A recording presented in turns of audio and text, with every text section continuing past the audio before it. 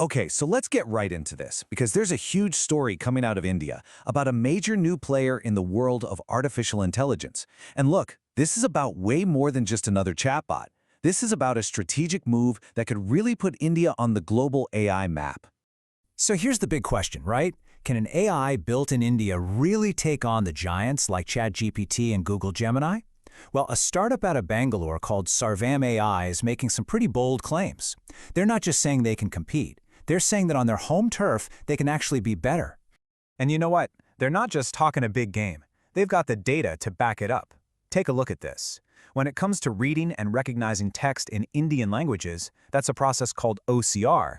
Sarvam is just flat out superior. We're talking 84.3% accuracy, which is a big leap ahead of the global competition. It just goes to show what happens when you focus on local, specific data. So, you're probably wondering, how exactly are they pulling this off? Well, let's get under the hood a bit and look at the two key pieces of tech that make Sarvam so powerful for the Indian context. Okay, so you can think of it as a 1-2 punch. First up is Sarvam Vision. This thing is an absolute beast at OCR. I mean, think about all those old, messy government documents, poor quality scans, text with a mix of English and a local language. It's built to handle all of that. Then you've got Bulbul V3, which is its voice. It's a text-to-speech engine made from scratch to handle the incredible linguistic diversity of India, with the goal of supporting all 22 official languages in tons of different voices and dialects. And this number, this right here, is the whole reason this is such a big deal. A massive 90% of Indians are non-English speakers.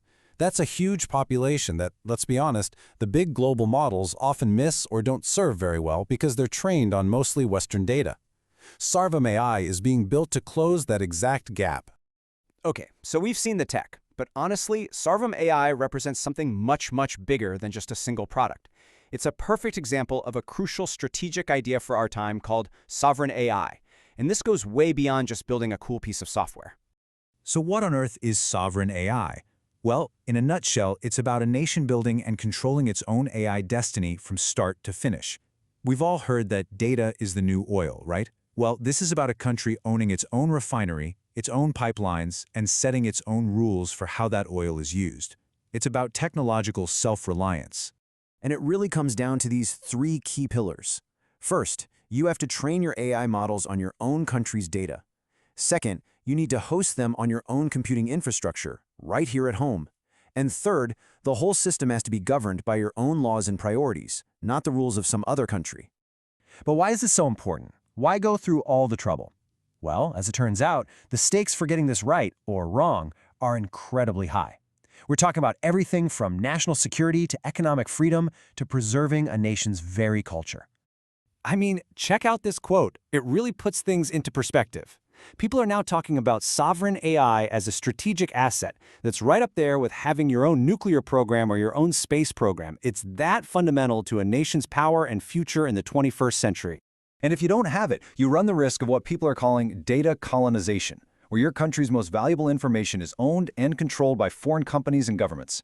This creates massive security risks, makes your economy totally dependent on others, and can even lead to your own languages and culture getting pushed to the margins. But on the flip side, if you do get this right, the payoff can be huge. You can totally transform your country. We're talking about delivering government services to every citizen in their own language, creating a ton of new, high-skilled tech jobs, and building a powerful domestic AI ecosystem from the ground up. So you see, this isn't just an internal story for India. A move like this fundamentally changes the country's position and its power on the world stage, especially when it comes to this incredibly important technology. For the longest time, India has been a massive user of AI technology, a huge consumer of tools built somewhere else. What Sarvam represents is this massive pivot, a shift from simply being a consumer to becoming a core creator and a builder of its own foundational AI models. And once you make that leap, a whole bunch of new doors just swing right open. Suddenly, India is in a position to be a world leader in multilingual AI. It can be a champion for the global south and even export its technology to other diverse multilingual democracies. It's a huge boost to what they call digital soft power. So yeah, Sarvam AI is a pivotal first step. It's the proof of concept. It shows that a country can absolutely build a world-class AI that's tailored to its own people. But it also leaves us with this huge final question. What's it going to take to scale this up and build an entire thriving AI ecosystem? The journey has really just begun.